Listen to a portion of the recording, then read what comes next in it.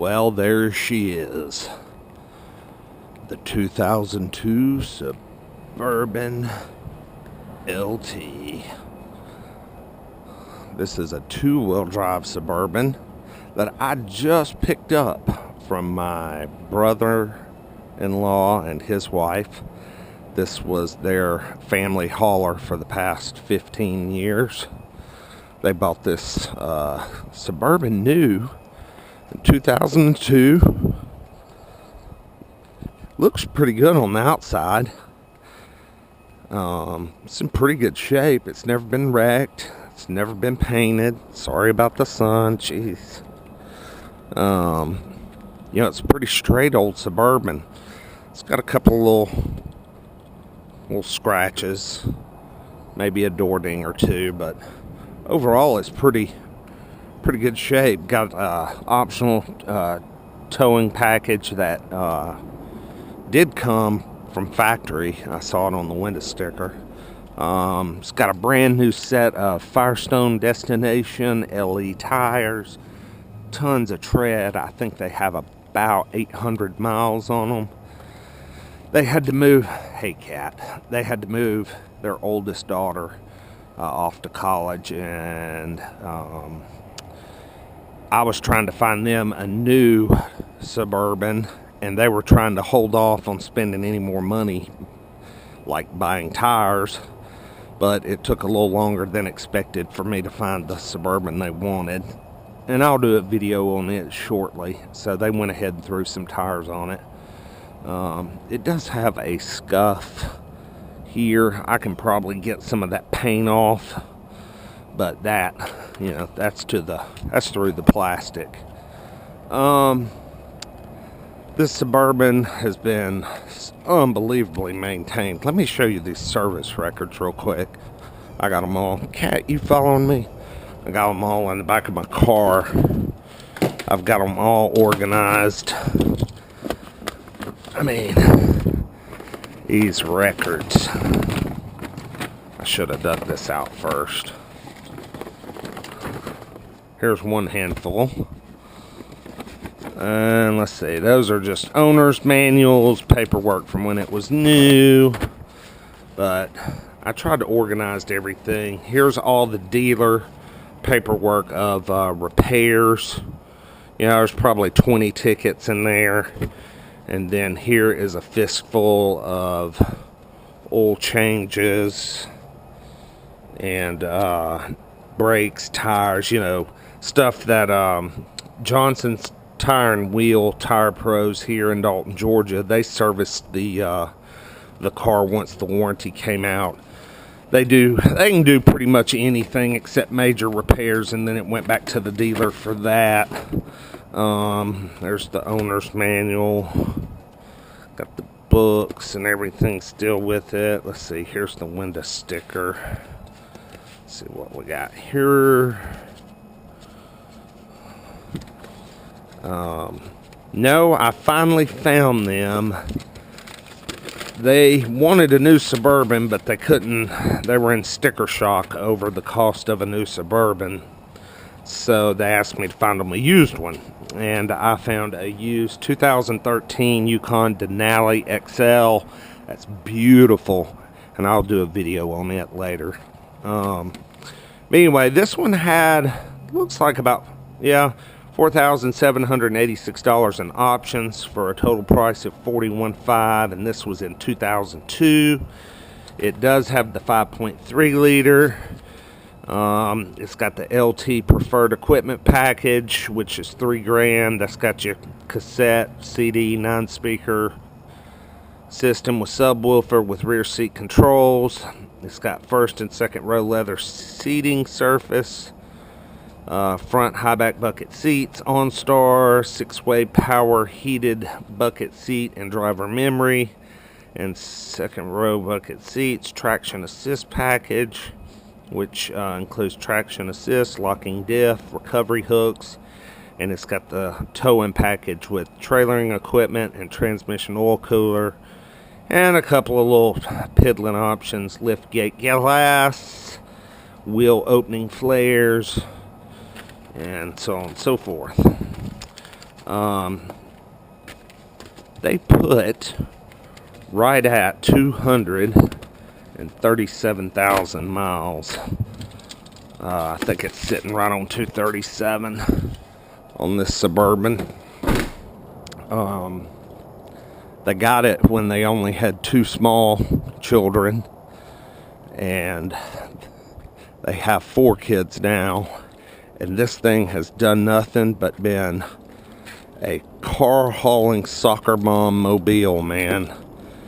I need to get a key fob. I have a key fob. I have a brand new one, but it needs a battery.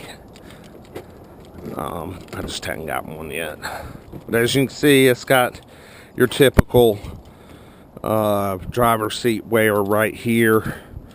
Catherine's not the owner of this. She's not a big girl at all. She's pretty small, but still, it just shows that just all these years of getting in and out and running carpool all this time, the seat will still deteriorate. I'm gonna get that fixed up. Got that, but you know, carpets are shot, and when I say shot, take a look at this. It's down to the jute back here. Look at that, down to the jute. Done worn a hole completely through, past the jute and backing into the insulation. This thing's filthy. You know, there just comes a point in time, you know, she's a clean person. You ought to see their house. It's a beautiful, big, fine home, and it's spotless and clean. But when it comes to a car, she's like, you know, once it gets old enough and dirty enough, it just doesn't really matter anymore. I guess I kind of agree with her. Because this thing has really done its job. Let's crank her up. It's got a couple of lights on that have been on the dash for a few years. Of course, there's a couple of tricks to starting it. You got to wiggle. All right. You got to wiggle the key to even get it to crank. But for as many years as I can remember, probably at least for 100,000 miles, the ABS light and the brake light has been on for at least 100,000 miles. It's got 237, 745. You got good oil pressure. You got it runs good and cool. Got good voltage. The engine has no problems. This up here, the dash, someone was asking me about you can paint a dash on one of these, and I mean, I don't know if painting is the actual term for it, but there's a company called Fiber New. They came out and have done some work for me in the past, and what they do is they can fix things like that spot on the driver's seat, that hole. They can fix, you know, punctures in leather. They can fix plastics, and they can fix this. This is just where the kids prop their feet up over the years. And the paint, these dashes leave the factory black, or they don't leave the factory, they come to the factory black, and depending on what your interior color is, they're painted. And I mean, it's literally like a little, I'm sitting here peeling it off. But anyway, they'll come out here and redo this dash. They'll color match it and redo it. And just depending on how bad it is, I've paid as little as $125 on another Tahoe to as high as about $350 if he has to do the whole dash. Hopefully I'll be somewhere in between on that, because that's probably the only thing, and I might get him to look at fixing this. So I might get this fixed and I'll have him do the dash. But this carpet, I'm just going to vacuum it and clean it up as best I can, because this is just going to be, you know, just a work truck, you know. It's too old, got too many miles. Oh, I wanted to do a shot under the hood real quick. I forgot. Excuse me.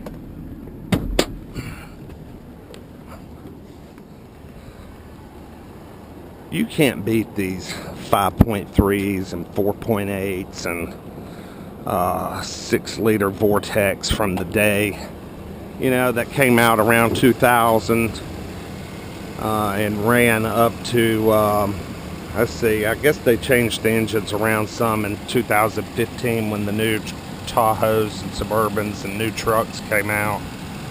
But, I mean, these things just run so good. You know, they run quiet. I think the only work they've ever had to do under here is they had to put a new alternator on it, and it's had a tune-up, I think, maybe once. And other than fluid changes, it's recently had a coolant flush. I noticed in the service records, you know, the brake fluid's been flushed a time or two. Seems like they did have to put a power steering rack in at one time a couple of years ago. The thing got to where it wouldn't turn. But other than that, I mean, it's been mostly just oil changes, brakes, tires. Oil changes, brakes, tires. Over and over again. But I always told them, I said, hey, I find you a Suburban, you guys buy it, you're selling me your old one for a deal. I mean, a deal. And that's what they did. Paid $1,000 for it. It's worth $1,000 to me. It's got ice cold AC. Radio still works, sounds pretty good. Got rear heat and air, works good. All the power options work good. The heated seats still work, believe it or not. You know, it's just a darn good running truck. With this 5.3 V8 and this transmission, this 4-speed automatic transmission, I mean, you've got a bulletproof package. These things were meant to last years and years. I drove one of these a few years ago that was for sale. It was traded in at the Chevrolet dealership for a new Suburban. I think it was a year older than this one. It was an 01. And it had 300. It was a spotless truck. It wasn't used for hauling kids and families. It was like a one-owner salesman. He had used it for work-related purposes. All the miles were highway miles, and he had put. It had about it was somewhere in the 370, 380 range.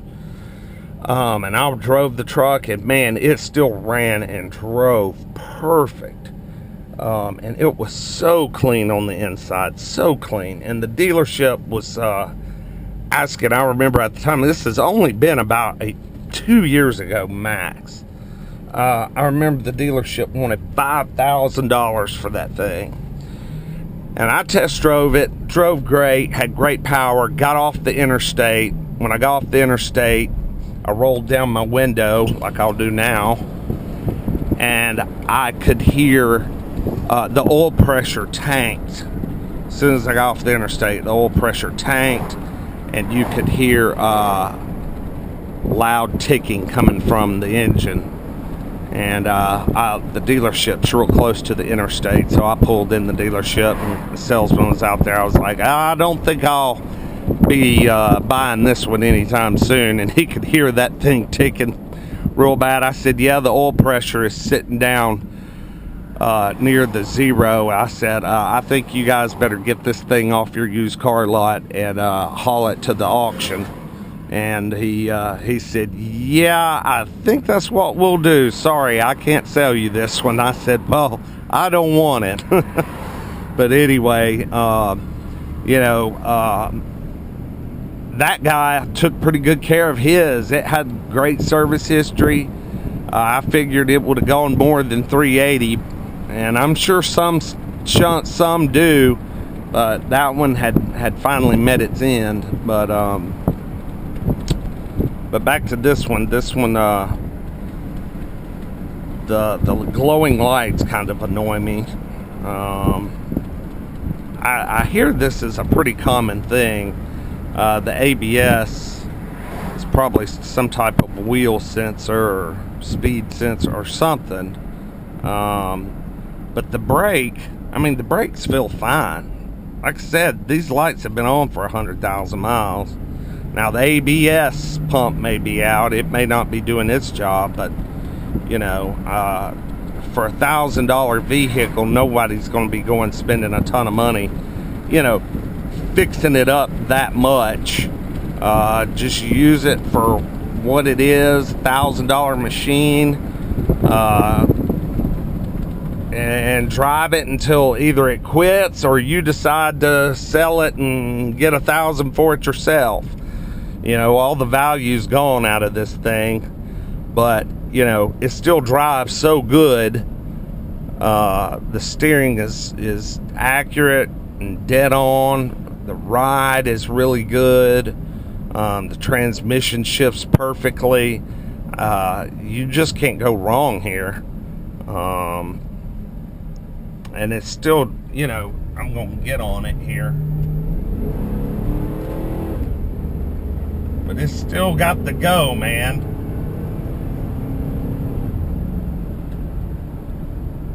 Got plenty of power.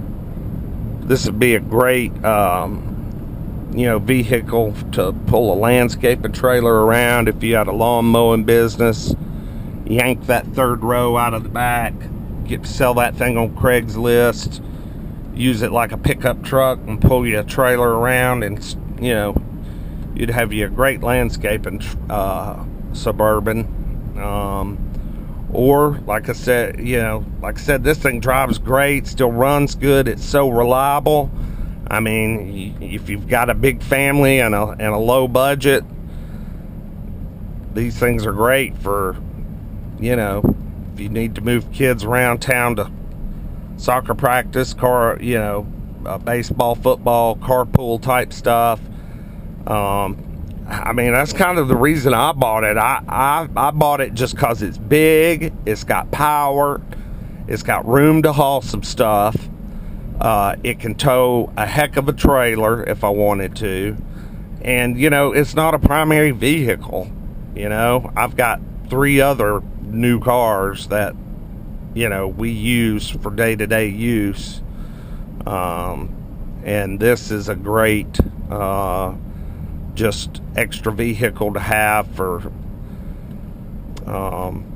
like I said, pulling, hauling, towing, carrying kids. Don't care if you spill something. Don't care if you hit something.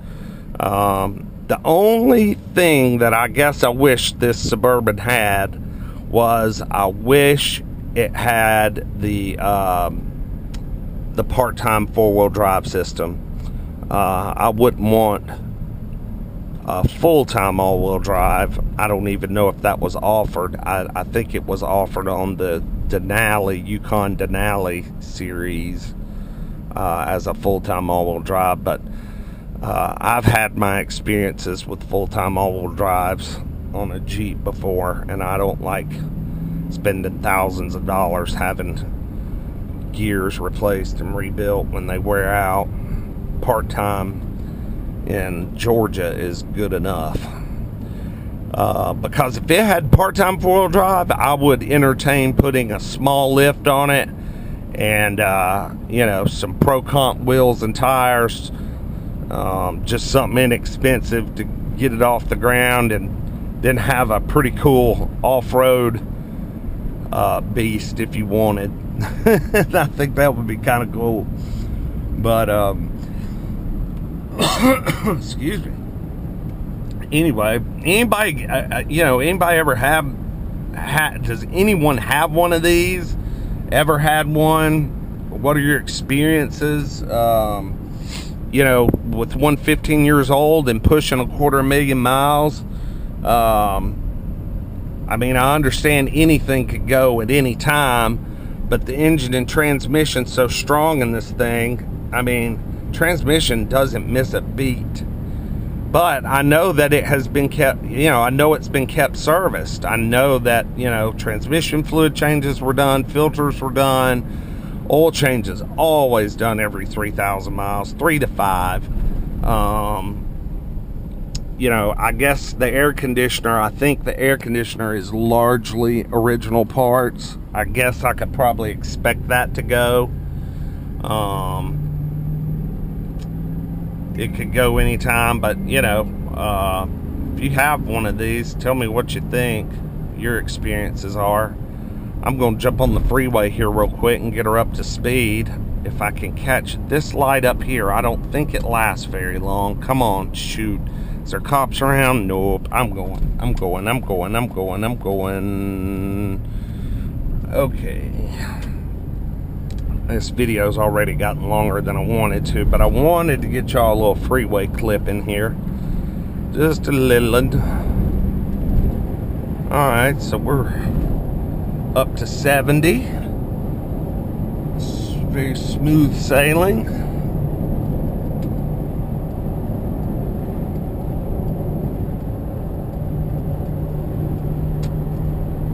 Alright, and there's 80.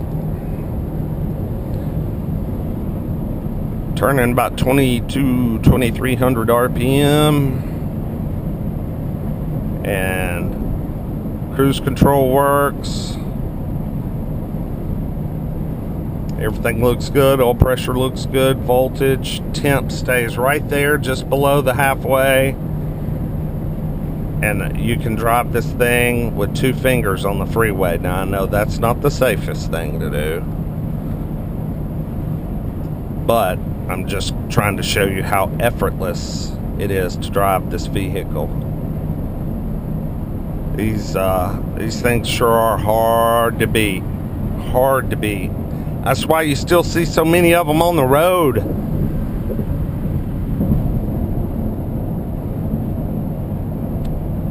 But anyway, yeah, look at there. There's 85 miles an hour. I mean, I'm not even trying. This thing wants to go. Anyway, I'll cut this video now. Just wanted to do a quick, well, it wasn't quick, sorry. It turned out to be a long video, but I wanted to shoot a video of this thing. I'm kind of proud of it for the money. So, any comments or thoughts? Shoot me a comment in the section below. And y'all have a good day. Peace.